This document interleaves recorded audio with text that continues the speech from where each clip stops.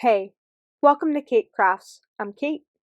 Today I would like to share with you this adorable little Valentine's Day card. Let's get started.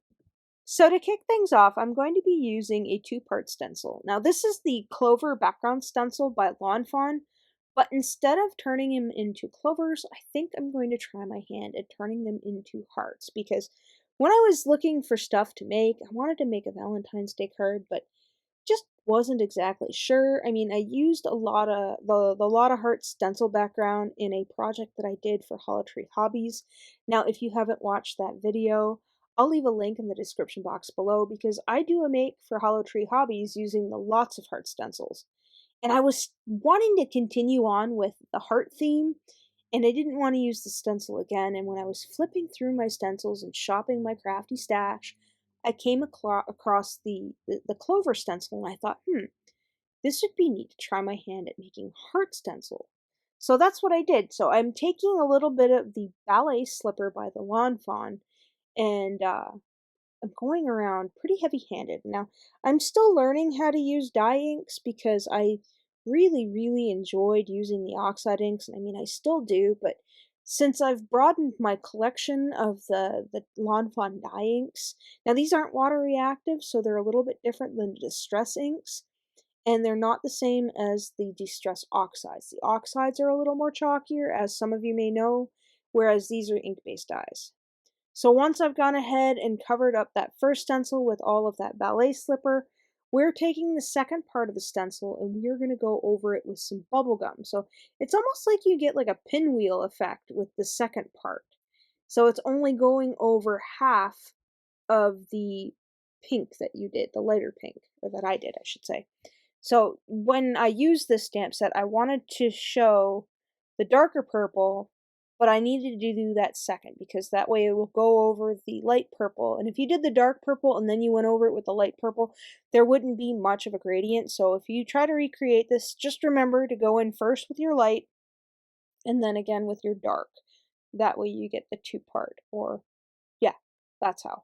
Unless you went in with the second part of the stencil in the darker color and then went over the whole thing in the second stencil, the first stencil, and then, wait, sorry, I'm confusing myself.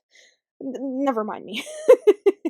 So next, I wanted to tie those edges in a little bit, so we're going to go in with a bit of this raspberry, and I thought this was a very nice color to tie everything in. Now, I'm not going very heavy-handed because I just wanted a light dusting of this purple because it is a very rich raspberry, and I really love it.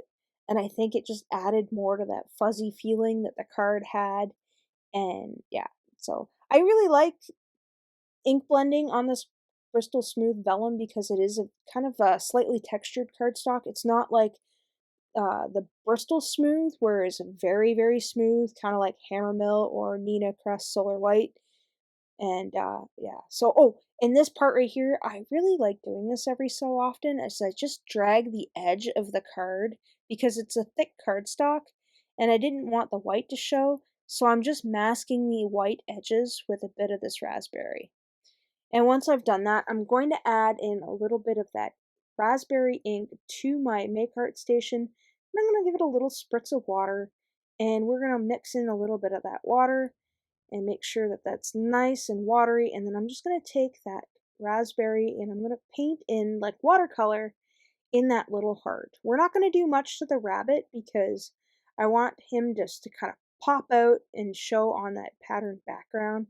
So we're just going to add a little bit more water to dilute that raspberry color, and I'm just going to give him a little hint of raspberry pink in his ears, and then add a little bit for his nose. And then once that's done, we are going to go in with the N0 and just give a little bit of a highlight around some of the areas on the bunny, just to give him a little bit of dimension because he is just absolutely adorable.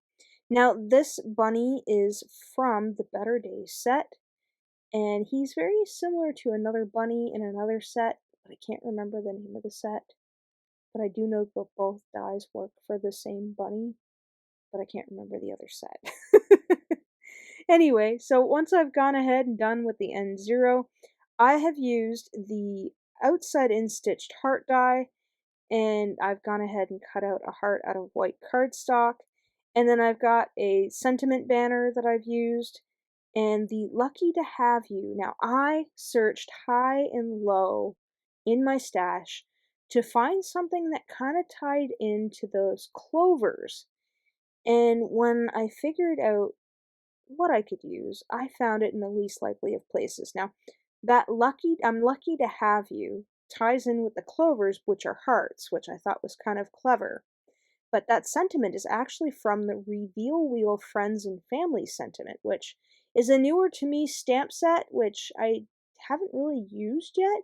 But when I came across it, it was like, oh my god, this is perfect. So I quickly stamped that out in raspberry ink, and then I'm just taking my scissors and some double-sided foam tape here, and we're going to put a very thin banner of foam tape on the back side of our sentiment here, so it pops just a little bit. And once I'm happy with the amount of foam tape that I have on the back there, I'm going to figure out a little bit for the bunny as well, so we could lift that bunny off of that heart, and the bunny and the sentiment pop out just a wee bit. So I'm just going to use up what I have. Now this, you could use any sort of foam tape. This was some foam tape that I'd gotten a while ago from a discount store that I'm trying to use up before I go in to buy some more. So you can see here what I'm doing. I'm going to grab my reverse tweezers, my reverse tweezers, and kind of not use them just yet. Oh, wait, no, here we go. And then after I've peeled off the release tape, I'm going to add me some dots of glue because y'all know how I like to double stick my things.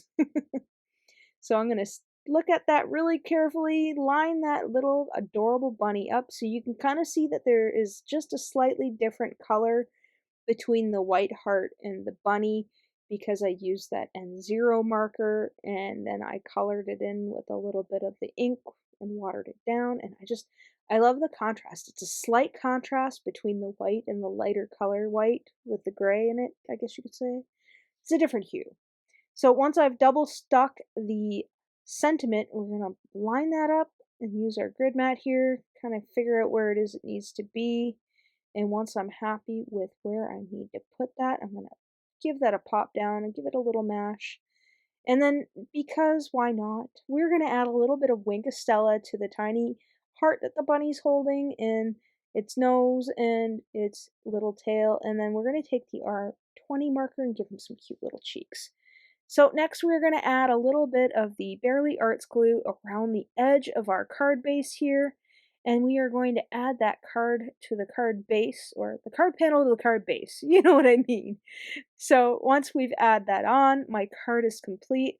I really do hope that you enjoyed today's project.